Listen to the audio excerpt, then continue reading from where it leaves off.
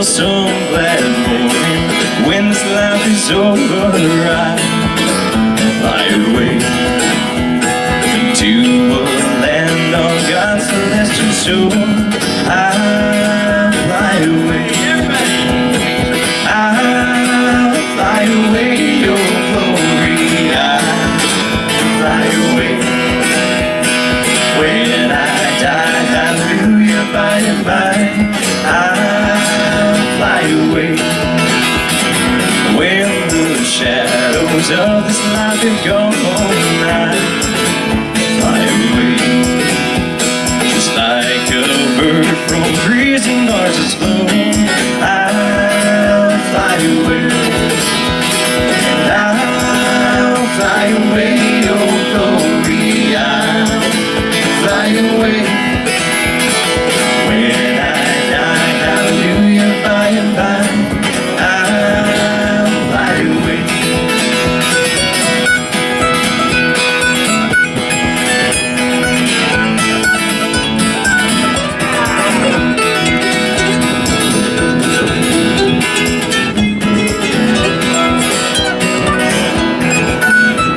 It's just a few more weary days and then I'll fly away to a land where joy will never end. I'll fly away, and I'll fly away, oh glory, I'll fly away. When I die, hallelujah, by and by, I'll fly away. Bible camps. One of Canada's 40 Bible camps across Canada, and one of our newest is down at Roseau River Bible Camp, and it's directed by a young man by the name of Dwayne Gertson. You may know Dwayne's brother. His name is Joel, and I think Joel's son. Come on, don't be shy. Jael Gertson is going to come and share, and then after that, Michael. So so these are the first two are mission people from Valley View Bible Camp down at McGregor. So we haven't met before, but maybe grab that far mic and tell people what's on your heart, what you're doing at Valley View. Hey, I'm Jael, and I'm working at Valley View this summer. I started about a month ago. I'll be working until kind of mid-August, but I'm going to be the zipline man this summer, so I'll be getting to send kids down the zipline. For right now, there's camp isn't running yet, but we're kind of doing maintenance stuff, mowing lawns, building sheds, working on the addition there on the lodge. We have a mission team gathered partially, so we're anticipating camp running this summer in day camps. And so for something you can always pray for the camp will be able to run, because it's still uncertain at this point. But thanks.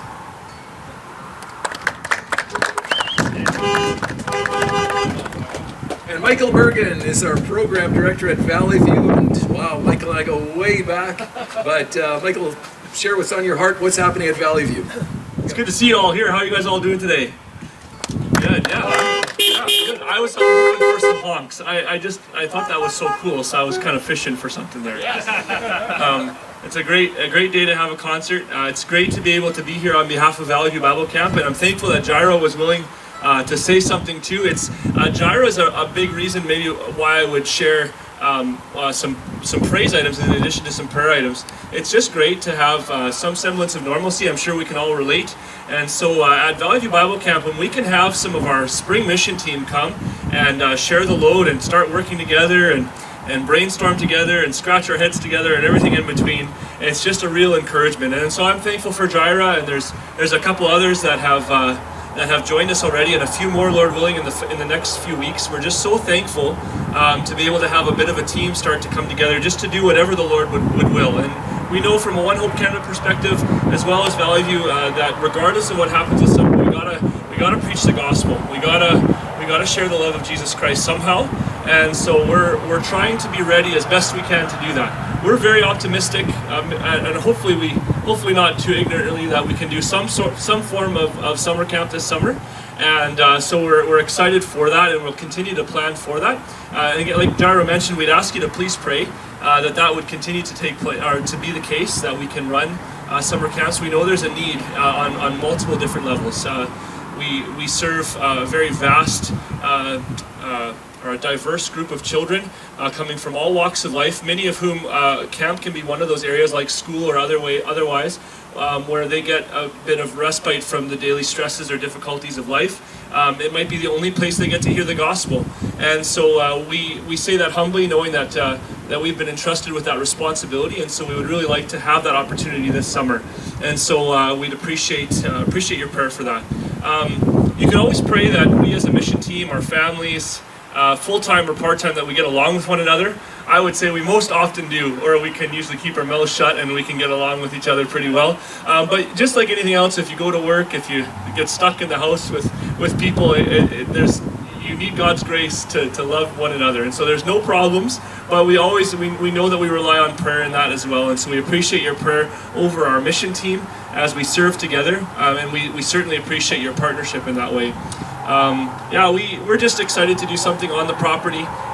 We're prepared to do so. Last year we were overwhelmed by the response to day camps, and so we're excited that could be a possibility again for this year. Pray for safety as we serve the children, and as we plan things, that Jael would make sure those zipline kids get on the zipline properly, and everything in between. So thank you for the opportunity to share. Thank you for coming out and supporting One Hope Canada, and we're just so thankful to be one small part of the camp ministry that's going on across Canada. So thank you. Before you go, Michael, maybe tell the folks, we've been doing the overnight camp thing for years and years and years. So last year was the first time being thrown into this day camp thing. What were some of the positive? Was there anything positive that came from the day camps, or was it all bad? Sure. No, there was lots of positives. It's always a positive thing when you run something, you have no clue how to do it, and it happens properly, or at least it doesn't completely fall apart. And so that's a positive. When you have no idea what you're doing, we can say that now because it was a success. But we didn't know what the heck we were doing, and it happened well by God's grace. And so and another thing that happened well, and I think the other camps would identify with this, is it creates a lot more parental interaction. Because a lot of those parents or guardians are coming now twice a day to pick up and drop off their kids. Not only that, we recognize the investment in the sacrifice that those parents make, or those guardians, grandparents are getting involved. And so those are some of the positives. It was a smaller number, but we were still able to reach over 500 children last summer too. So just to see that a day camp program can still reach a large number of children for the gospel is an encouragement. So there was a lot of things to be thankful for. And I appreciate you asking the question, Harold. Good answer. Good answer. Thank you. Michael Bergen, Valley View Bible Camp. Our next guest is maybe a stranger to here, but she's really no stranger. She definitely has roots that go way back. So Jael, maybe tell these folks in Gladstone that don't know yet, and I think most people do, how are you connected to Gladstone? Yeah, so I'm sure, a little closer, okay. So I'm sure many of you know my grandpa and grandma are John and Agnes Tykerup, and my aunt and uncle are Daryl and Pat Tykerup. So that's my connection there. And I recognize some faces in cars and in chairs here, yeah. Yeah. That's great. Maybe tell the folks here where you're ministering now and how you got there, just in a real Reader's Digest. Is that okay? Yeah, for sure. So my family's living in northern BC now, and I've been working with Gimli Bible Camp going on 3 years. My official title is Discipleship Coordinator, and so that means that after the summer is over, I get to continue meeting up with the campers, investing in them, getting to know the parents a little bit better, taking them to like youth group in church and doing winter discipleship retreats and stuff. This year, that has looked a little bit different, doing ministry and stuff. I'll just share a quick story about one of my highlights of this June for me. I had one girl who was my camper several years ago, back in 2017, and she and a group of friends had signed up to come to camp together. They all lived in one low-income housing complex in the city, and so they came, and they only came that one time, that 1 year, and then it was done. But after the summer is over, I continue to see them and build relationships, hang out with them, and spend lots of time with them, take them to Tim Hortons and have chats in Tim Hortons. And so I did that over several years. And eventually, though, all these kids dropped out of school. It was really disappointing to see when they had nobody encouraging them or pushing them to go or being in their corner for them. But this past year, one of the girls, we'll call her June, she decided that she wanted to go back and she wanted to finish her grade 12 and she wanted to finish school. And so throughout this past winter, I've been able to meet up with her and be that person in her corner, encouraging her to keep going to school, help her out with homework. She uses my laptop because writing an essay on a cell phone is a little bit trickier. And so different things like that, and I was able to be there for her. And now it's June here and she's finishing up her work and she's going to graduate and she's super proud of herself for what she's accomplished. And I just saw her a few days ago and she said that I don't think I have anybody like coming to the school with me when I go just grab my diploma. And so I said that I would love to be there for you. And she's like, I have somebody coming to be there for me. And so I get so excited just talking about it to see that she stuck to it and I get to be that person there for her. So I told her that we'll do a grad photo shoot at Assiniboine Park once she has her diploma and hat and everything. And she's so, just that feeling of accomplishment is huge for a young person. So I'm super glad that I've got to be in her corner. And so seeing what happens, being a part of her life as she continues on, instead of that 1 week at camp, but making camp something more than just something that's in the summer, but something that's focused on discipleship and something that's year-round, investing and pouring into these kids and building continual relationships with them and getting them connected to church communities in their area and youth groups in their area and building that community for them. So there are people in their corner who love Jesus and will continue to share about him instead of just 1 week of the year, but they get to have people in their lives that are sharing about Jesus and telling them about God throughout the whole year, 52 weeks a year instead of 1 year. And so that's a little bit of what I do. And so going into the summer, Gimli's in the same boat as a lot of camps. We're hoping, planning, and praying to be able to run day camps this summer. One thing that you could pray for is for more staff and more kids. We have seen a lot of hesitancy for parents and people in the city to sign their kids up to camp because they're so unsure. It's like, is it going to happen? The things we see in the news, we're not sure if camp is going to happen. So there's lots of hesitancy to register their kids for camp. So that could be something you could pray for. And then for staff as well, there's been hesitancy there. It's like, well, we're not sure what's happening. We might change our summer plans. And so just that people would jump on board, excited to do ministry in whatever way it looks like doing day camp. So we could use staff in all areas, cabin leaders, lifeguards, kitchen, anything. So that could be something you could pray about too, is making your way a few hours further to Gimli. You never know. Thanks. Great, thank you. Jael Napoleon from Gimli Bible Camp. Yeah.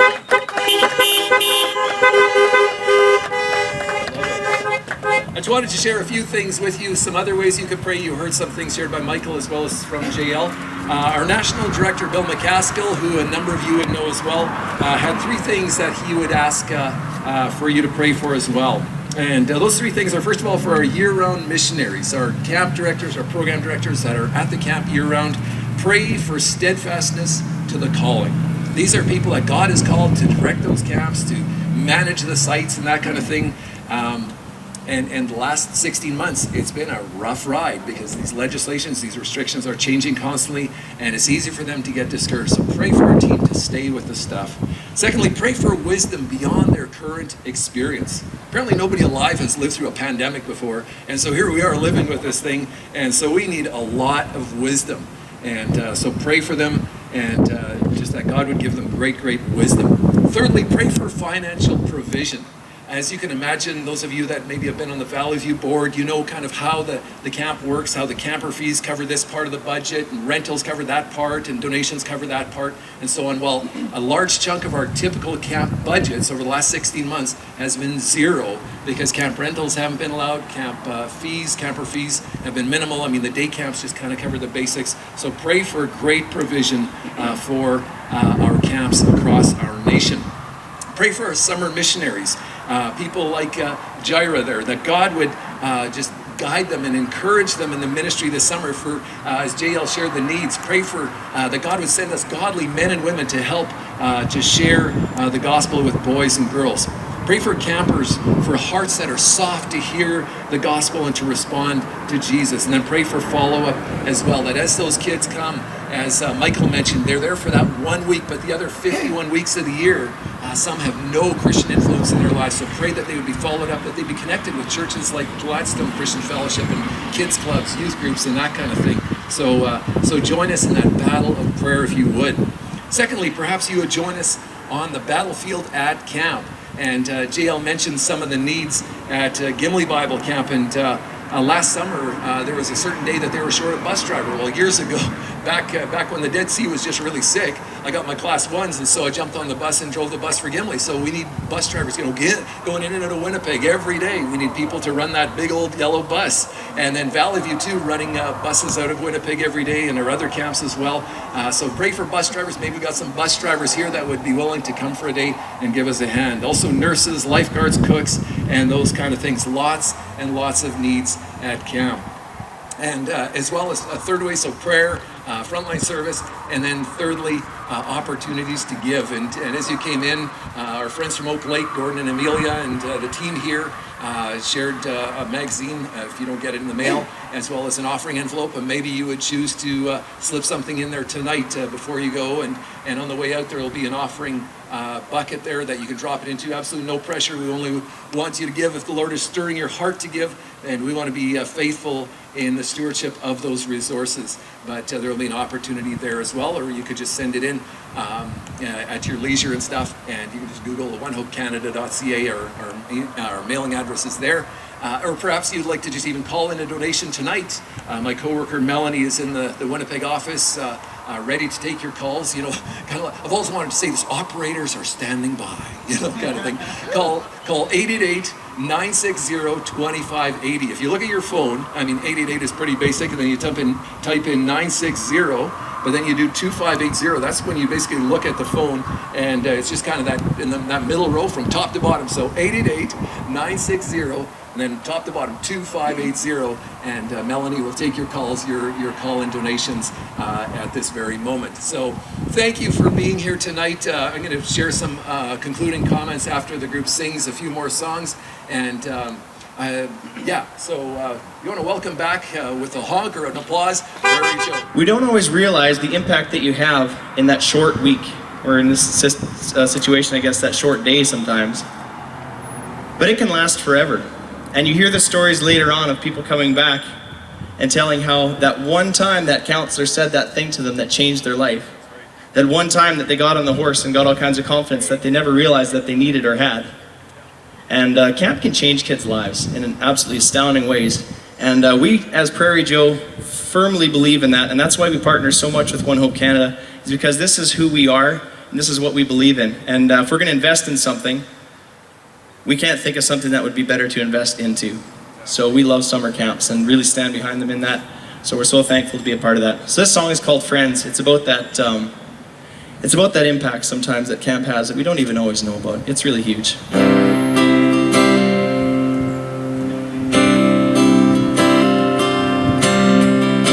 You say I never should have made it. Now my mom, she was so young. I wouldn't know, I can't remember. She gave me up when I was 1.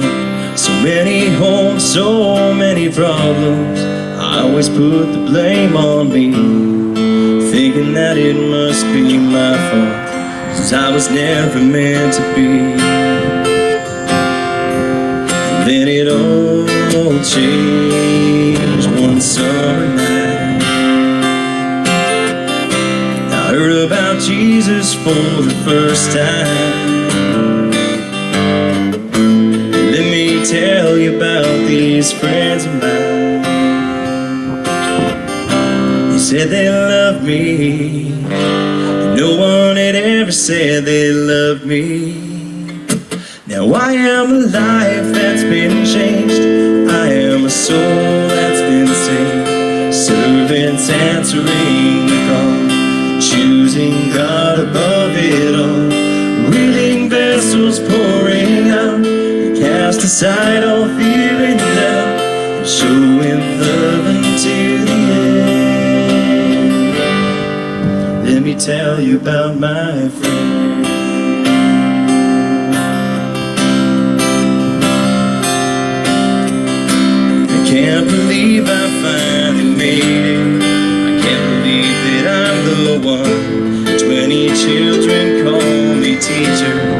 school here has just begun. I always thought I was a failure.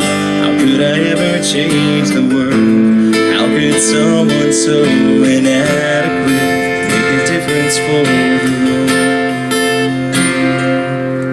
Then it all changed one summer night. Told a child about Jesus for the first time.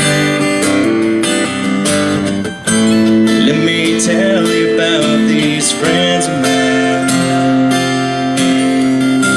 They said they trust me.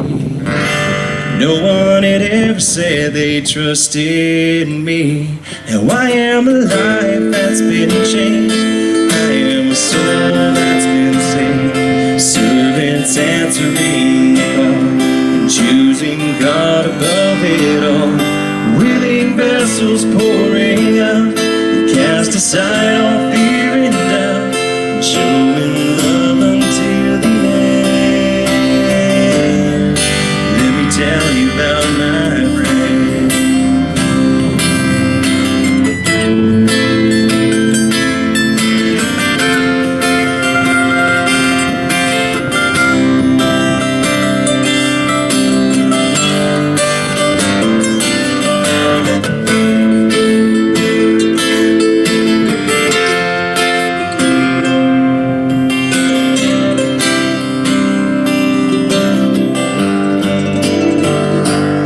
It's not something that's measured by numbers or youth, by the blisters or the teardrops, and all the pain we feel down here. But only when we get to heaven and His glory is revealed, another precious child of Jesus comes in singing through heaven's door, singing, I am a life that's been changed. I am a soul that's been saved. Servants answering the call, and choosing God above it all. Willing vessels pouring out, they cast aside all fear and doubt, and showing love until the end. Let me tell you about my friend.